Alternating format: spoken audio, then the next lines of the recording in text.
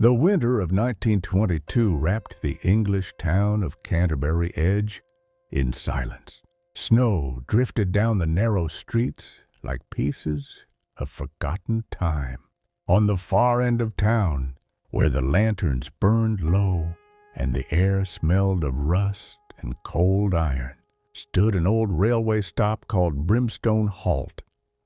Most trains no longer passed that way. The tracks were half buried under snow, the signs rusted and tilted. Yet, on one peculiar night, a sound returned that no one expected to hear again.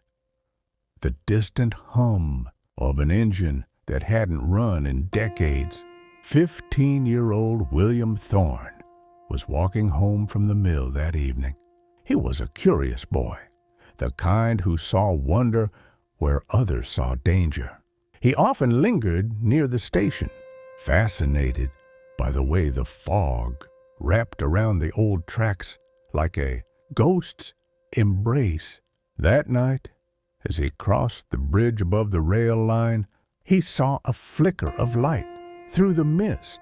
Then he heard it, a low rhythmic hiss, the unmistakable breath of a steam engine. He stopped. Through the veil of white, the shape of a train emerged, dark, tall, and ancient, with lanterns glowing faintly red against the snow. Its metal gleamed under the moonlight like something half real, half dream. On its side, painted in peeling gold letters, were the words, Route 13, the Midnight Special. William frowned. He knew every train that passed through Brimstone, and this one was not on the schedule. At the edge of the platform stood the old station guard, a thin man with a crooked back and eyes that looked both old and frightened. William called out, "What train is that?" The man didn't answer right away. He lifted his lantern, the flame trembling. "That train shouldn't be here, lad," he said quietly. "It was taken off the line years ago. Some say it never reached its last stop."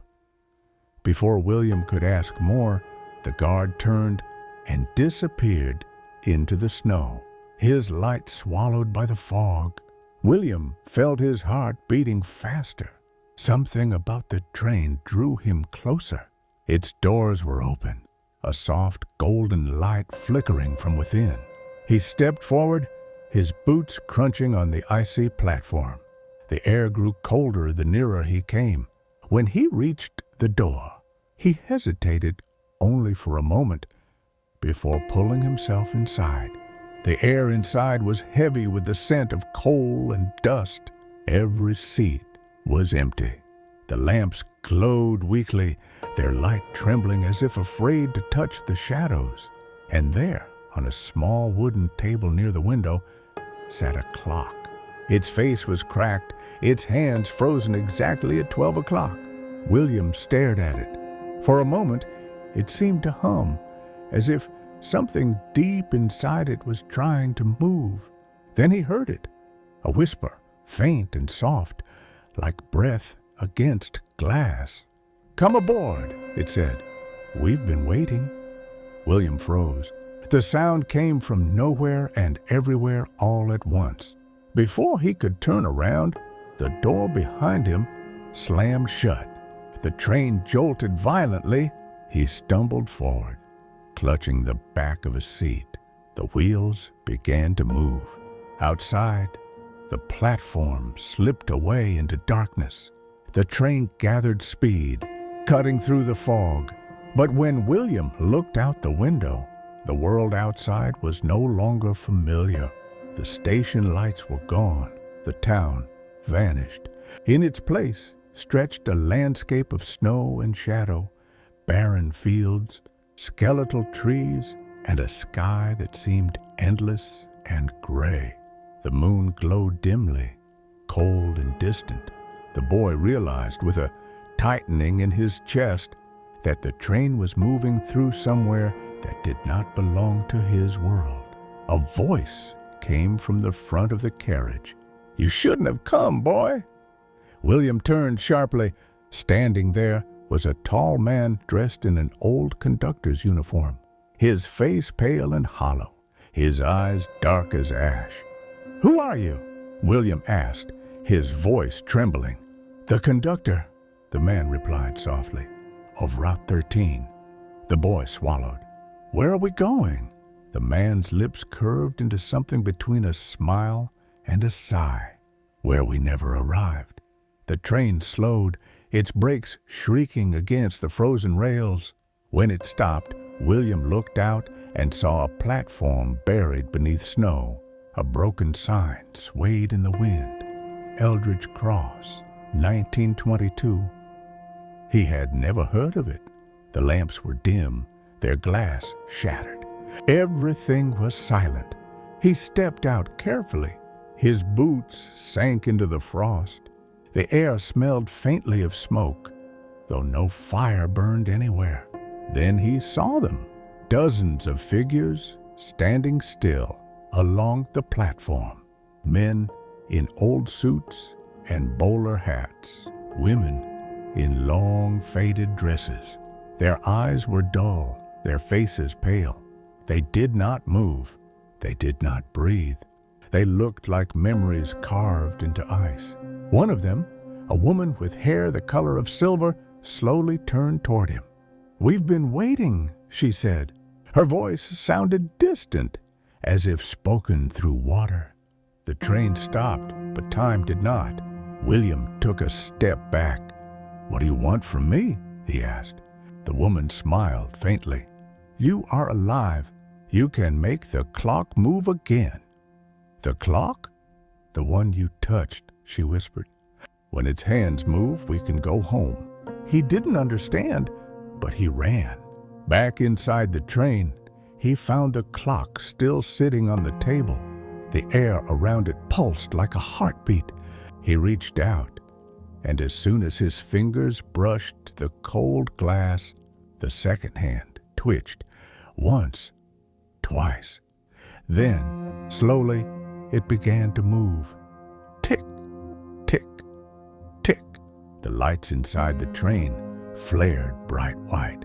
The air filled with a deep hum, growing louder until it became a roar. Outside, on the platform, the passengers lifted their heads. Their faces softened. Some began to cry. Others smiled.